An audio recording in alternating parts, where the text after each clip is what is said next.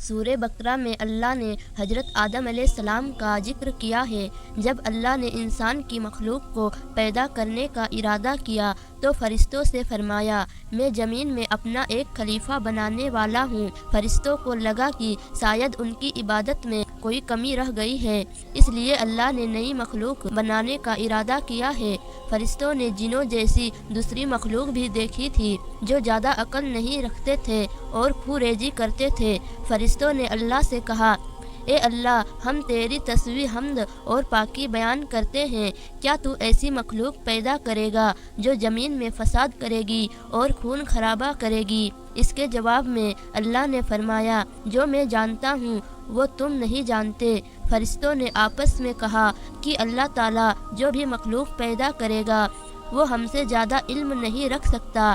پھر اللہ نے حضرت آدم علیہ السلام کو علم سے نوازا اور انہیں کچھ چیزوں کے نام سکھا دیے۔ پھر اللہ نے آدم علیہ السلام کو فرشتوں کے سامنے پیش کیا اور فرشتوں سے فرمایا کہ تم بتاؤ ان چیزوں کے نام اگر تم سچے ہو۔ فرشتوں نے کہا کہ ہم اتنا ہی جانتے ہیں جتنا تو نے ہمیں سکھایا ہے، اس کے سوا ہمیں کچھ نہیں معلوم۔ پھر اللہ تعالیٰ نے فرمایا، اے آدم، تم بتا دو ان کو ان چیزوں کے نام۔ پھر جب آدم نے ان چیزوں کے نام بتا دیے تو اللہ نے فرشتوں سے فرمایا کہ میں نہ کہتا تھا کہ میں آسمانوں اور زمین کی پوشیدہ چیزوں کو جانتا ہوں۔ پھر اللہ نے فرشتوں سے فرمایا کہ تم آدم کو سجدہ کرو، تو وہ سب سجدے میں گر پڑے مگر شیطان نے سجدہ نہیں کیا۔ اللہ نے فرمایا کہ اے ابلیس، تجھے کیا ہوا کہ تو سجدہ کرنے والوں کے ساتھ شریک نہ ہوا؟ شیطان نے تکبر میں کہا کہ میں ایسا نہیں ہوں کہ انسان کو سجدہ کروں جسے تو کھنکھناتے ہوئے سڑے ہوئے گارے کی مٹی سے بنایا ہے، اس سے بہتر ہوں۔ مجھے آگ سے پیدا کیا اور اسے مٹی سے پیدا کیا ہے۔ اللہ نے شیطان سے فرمایا، یہاں سے نکل جا، تو مردود ہے اور تجھ پر قیامت کی دن تک لعنت برسے گی۔ شیطان نے کہا، مجھے قیامت تک مہلت دے۔ اللہ نے فرمایا کہ تجھ کو مہلت ہے۔ شیطان نے اللہ سے کہا کہ تو نے مجھے گمراہ کیا ہے، میں قسم کھاتا ہوں کہ میں انسان کی سیدھی راہ پر بیٹھوں گا، پھر میں ان پر حملہ کروں گا، ان کے آگے سے بھی، پیچھے سے بھی، دائیں سے بھی اور بائیں سے بھی، اور ان میں سے اکثر کو تو شکر گزار نہیں پائے گا۔ اللہ نے فرمایا، تو یہاں سے نکل جا ذلیل افار، جو ان میں سے تیرا کہنا مانے گا تو میں ضرور تم سب سے جہنم کو بھر دوں گا۔ بے شک میرا خاص بندوں پر تیرا ذرا قابو نہیں چلے گا۔ جنت کی ساری نعمتوں کے باوجود آدم علیہ السلام جنت میں اکیلا محسوس کرتے تھے۔ پھر اللہ نے حوا علیہ السلام کو بنایا تاکہ آدم علیہ السلام ان سے سکون پا سکے۔ اللہ نے فرمایا، اے آدم، تم اور تمہاری بیوی جنت میں رہو، پھر جس جگہ سے چاہو تم دونوں کھاؤ، لیکن اس درخت کے پاس مت جانا ورنہ تم ظالموں میں سے ہو جاؤ گے۔ پھر شیطان نے ان دونوں کے دل میں وسوسہ ڈالا اور کہنے لگا، تمہارے رب نے تم دونوں کو اس درخت سے دور رہنے کے لیے اس لیے منع کیا تھا کہ تم کہیں فرشتے نہ بن جاؤ یا کہیں ہمیشہ زندہ رہنے والوں میں نہ ہو جاؤ۔ اور شیطان نے قسمیں تک کھا لی کہ وہ ان کا خیر خواہ ہے، بس مردود نے دھوکہ دے کر ان کو درخت کی طرف کھینچ ہی لیا۔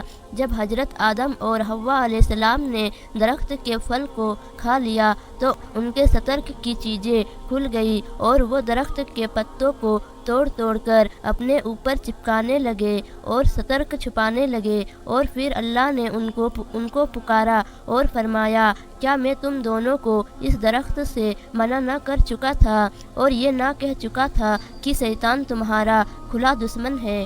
حضرت آدم اور حوا علیہ السلام نے کہا کہ اے ہمارے رب، ہم نے اپنے اوپر ظلم کیا، اور اگر آپ ہمیں نہ بخشیں گے اور ہم پہ رحم نہ فرمائیں گے تو پھر ہم تو ضرور تباہ ہو جائیں گے۔ اللہ نے فرمایا کہ تم سب جنت سے نیچے اتر جاؤ، اب سے تم ایک دوسرے کے دشمن ہو اور تمہارے لیے زمین پر رہنے کی جگہ ہے اور ایک مردود تک نفع حاصل کرنا۔ اب تم کو وہیں زندگی گزارنی ہے اور وہیں مرنا ہے اور وہیں پھر سے پیدا ہونا ہے۔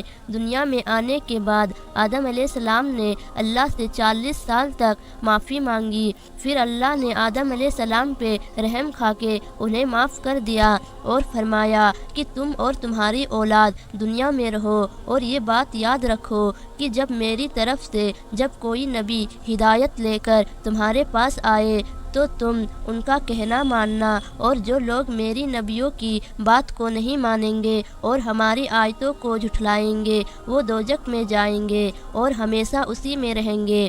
پھر حضرت آدم اور حوا علیہ السلام دنیا میں رہنے لگے، انہی سے انسانوں کی نسل شروع ہوئی۔ آدم علیہ السلام تقریباً 900 سال زندہ رہ کر وفات پا گئے۔ قرآن کے اس واقعے سے ہمیں یہ ہدایت ملتی ہے کہ جب شیطان نے غلطی کی تو ان سے معافی مانگنے کی بجائے تکبر کیا اور اللہ کو ہی اپنے گمراہی کا الزام دیا، پر جب آدم علیہ السلام سے غلطی ہوئی تو انہوں نے اپنی غلطی مانی اور فوراً توبہ کری اور تب تک معافی مانگتے رہے جب تک اللہ کو راضی نہ کر لیا۔ آدم علیہ السلام کی سنت یہ ہے کہ جب انسان سے غلطی ہو جائے تو وہ اللہ سے اپنے گناہوں کی معافی مانگے اور اپنے رب کو منا لے، بے شک اللہ بہت معاف کرنے والا بڑا مہربان ہے۔ تو یہ تھا آدم علیہ السلام کا بہترین واقعہ۔